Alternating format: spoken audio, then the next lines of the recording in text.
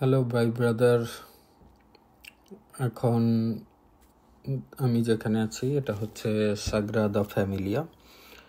এটাই মূলত বার্সেলোনার সিগনেচার প্লেস মনে করা হয়, যেখানে দাঁড়িয়ে ছবি তুললে মনে হয় যে বার্সেলোনায় আছে যে কেউ। লন্ডনে যেমন টাওয়ার ব্রিজ, প্যারিসে আইফেল টাওয়ার, ঠিক বার্সেলোনার এটা সাগ্রাদা ফ্যামিলিয়া। এটা ওয়ার্ল্ড ফেমাস কনস্ট্রাকশন। এটা বার্সেলোনার একেবারে কেন্দ্রে অবস্থিত এবং এটা হচ্ছে ইউনেস্কো ওয়ার্ল্ড হেরিটেজ সাইট ঘোষণা করা হয়েছে। এর ডিজাইনার অ্যান্টনি গাউদি, যে মূলত স্পেনের অনেক বড় একজন আর্কিটেক্ট। শুধু এটা না, স্পেনের বার্সেলোনার যে পার্ক আছে সেই পার্কের ডিজাইনারও গাউদি। বড় বড় যে জিনিসগুলো আছে, বিখ্যাত যে জিনিসগুলো বার্সেলোনার, মূলত সেগুলোর সবগুলোরই আর্কিটেক্ট হচ্ছে গাউদি। 1882 সালে এটা কাজ শুরু হয়, কিন্তু 1872 সাল থেকেই এটার উদ্যোগ নেওয়া হয়। সেই হিসেবে এটাকে বিভিন্ন ডিজাইন করা হয় এবং তারপর সব কিছু ফাইনাল হওয়ার পর 1882 সালে এটার কাজ শুরু হয়। এটার উচ্চতা, এটা 4টা টাওয়ার আছে, তবে সর্বোচ্চ টাওয়ার যেটা যিশু খ্রিস্টের টাওয়ার বলা হয়, ওইটার উচ্চতা 172.5 মিটার, যেটা হচ্ছে পৃথিবীতে যত চার্চ আছে সেগুলোর মধ্যে এটাই সর্বোচ্চ। এবং আমি যখন এখানে যাই আসলে এইরকম উঁচা চার্চ আমি আর দেখি নেই, এরকম এত উঁচা। এর বাইরে জার্মানির উলমিনস্টার নামে 161 মিটারের যেটা ছিল, এটা হচ্ছে সবচেয়ে উঁচু চার্চ ছিল। ওইটাকে ছাড়িয়ে এটা হচ্ছে 172.5 মিটার, মানে 566 ফুট বানানো হয়েছে।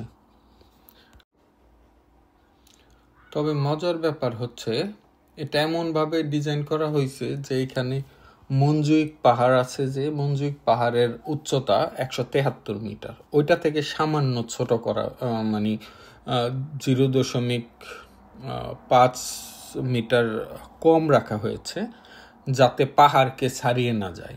এবং এটা মনে করা হয়েছে যে মনুষ্য সৃষ্টি কোনো জিনিস আসলে ঈশ্বরের যেটা প্রদত্ত সেটা থেকে যাতে উচ্চতর না হয়, কোনোভাবেই যাতে এটা অতিক্রম না করে, সেজন্য এটাকে এমনভাবে ডিজাইন করা হয়েছে।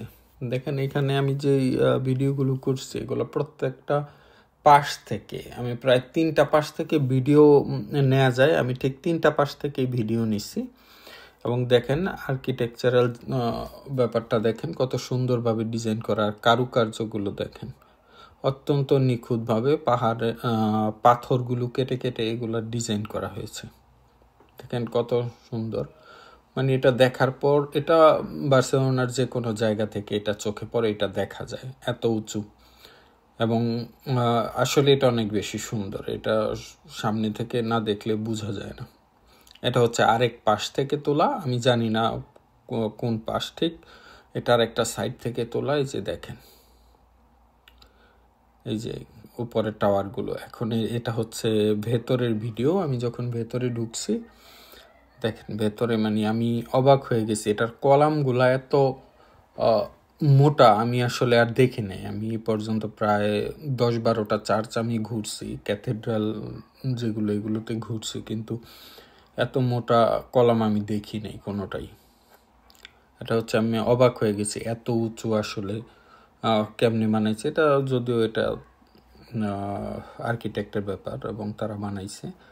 দেখেন ভেতরে অনেক সুন্দর, ওই যে গ্লাস পেন্টিং দেখা যায়, গ্লাস পেন্টিং আমাদের ইউকেতেও অনেক বেশি ফেমাস, আর চার্চ বা ক্যাথেড্রালগুলোতে মূলত গ্লাস পেন্টিংটা করা হয়, এটা অনেক ফেমাস।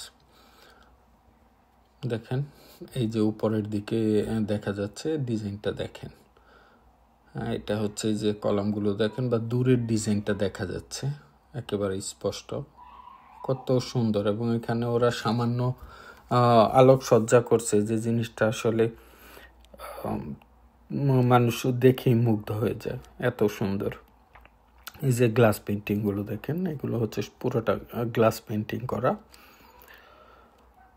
এটা অনেক পপুলার, আসলে সবাই অনেক পছন্দ করে এই গ্লাস পেন্টিংটা। এই যে দেখেন চারপাশের এই ভেতরের এইগুলো হচ্ছে ভেতরের ডিজাইন চারপাশে। এই যে এই পাশটা, এই একটা সাইড পুরোপুরি মানে আলো এমনভাবে আসে একেবারে কি বলে লাল আভা দেখা যায়, ওইদিকে তাকালে ওই চোখে লাল আলোটা পড়ে।